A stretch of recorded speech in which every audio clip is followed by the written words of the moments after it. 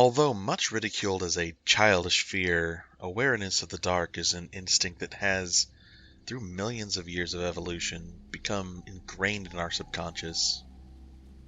Even a fully grown man, 6 foot something with rippling biceps and sturdy facial hair, cannot deny in all honesty that he has never looked into a dark space and wondered, without meaning to, what might be looking back.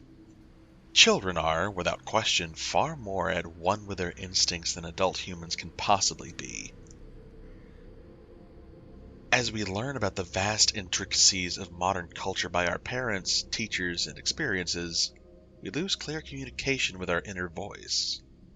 It is this voice which warns you when an unseen danger is nearby, giving you temporary heightened senses in order to safely escape the hazard. It is this voice, too, which asks you to question whether you're going about unseen when wandering in the dark. The truth, in its most basic and raw form, is that you are never unseen, unnoticed, or unwatched. Just as people are prone to stopping and watching animals in a park, or slowing down on the motorway to survey the carnage of a recent accident, so too people are observed by those who wish not to be known.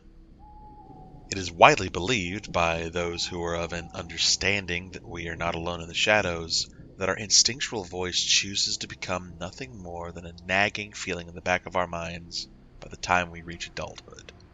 For, if it were not so, we would be consciously aware of our voyeurs, and this would cause them enormous displeasure. Not only would we be aware of them, but we would be able to hear them. In order to explain this as well as I'm capable, I will tell you the story of a young woman whom we will name Ellie, in order to maintain her privacy and to distance ourselves from the situation as much as possible. I implore you, please, before listening, do not attempt to ever make the same actions as Ellie. Never do as she did, or you will become what she has become. You will lose yourself to the darkness. Ellie was in her mid-30s, divorced and childless, living once more with her parents in their handsome 4 beds somewhere in the suburbs of London. Ellie worked as a freelance journalist, and did most of her writing from the room her parents had kindly set up as a study for her. It was one of the back rooms, an odd shape with 5 walls rather than 4, bookcases lined 2 of the walls, a large bay window dominated the back of the room, and a broad fireplace stood proudly in the center. Above it was a Victorian mirror Ellie's mother had bought at a church fete almost 2 decades before. The window never faced the sun, and the chintzy lampshade overhead did little to cast light upon the room. It was uninspiring and dim, but Ellie had not been asked to pay during the financial fallout of her divorce, and she refused to complain about their kindness. While writing, Ellie would often hit a block, jump to her feet, and pace back and forth while her mind scrambled around, trying to find the right words.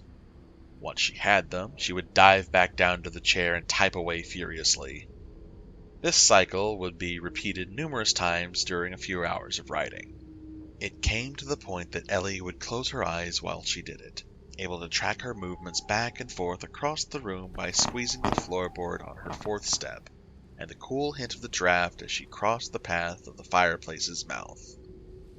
It was late October, and she was writing a frustratingly fluffy piece about mental health in the winter months when Ellie did something she hadn't done before, not even once during all of her pacing runs. She opened her eyes as she turned back towards the desk. It was a split second, almost too quick to see, and yet she knew she had seen it. In the mirror, behind her own haggard reflection, something had moved in the dim shadows between the bookcases. On instinct, she immediately looked to the shadowy space, and found it, unsurprisingly to her adult mind, to be unoccupied. "Just a trick of the light," she muttered to herself as she settled back down to her work. Later, after giving up on the article that refused to be written, she shut down her laptop and, as she stepped out of the room, glanced back once more. Once again, it was only a split second, but she had seen it. The first time she had shaken it off without trouble. The second time was not quite so easy. In bed that night, she read until her eyes were burning from the strain, and the words on the page were turning into a blurred mass of meaningless letters. Putting the book on the nightstand, she clicked off the lamp without thought and settled against the pillows. Her mind, addled with tiredness and stress, found it unable to suppress her inner voice. Can you hear that? It was white noise, nothing more, that almost high-pitched hum that every now and then would inexplicably inhabit your hearing for several seconds before disappearing once more. There was no rhyme or reason to it, it just was one of those things. And yet, half asleep, Ellie did something she had never done before in her life. She listened to it. Whispers! Her eyes shot open in the darkness. She could hear whispers. She could not understand the words, but she knew, without a doubt, that she could hear voices whispering in the dark. They were so quiet, so shrill, and so distant that she could not place them, but they were definitely audible to her. Ellie was not a woman to retreat from the unknown, and so, unwisely, she concentrated harder, her interest now piqued and her mind racing. Was this what crazy people experience when they claim to hear voices in their heads? Were they actually more perceptive than normal people? As Ellie fought harder to understand the voices, they became more and more aware of her alertness to them. It only took minutes, barely even 5 of them, before the young woman was lost to them forever. Because once you begin to listen, they listen back. They gain access to your mind, to all its hidden corners, all the deep, dark thoughts you keep to yourself and never let anyone know about. And once they know these things, they use them against you. You drive yourself mad from the very core of your mind. Her parents, doctors, and friends blamed her breakdown on the grief of her failed marriage.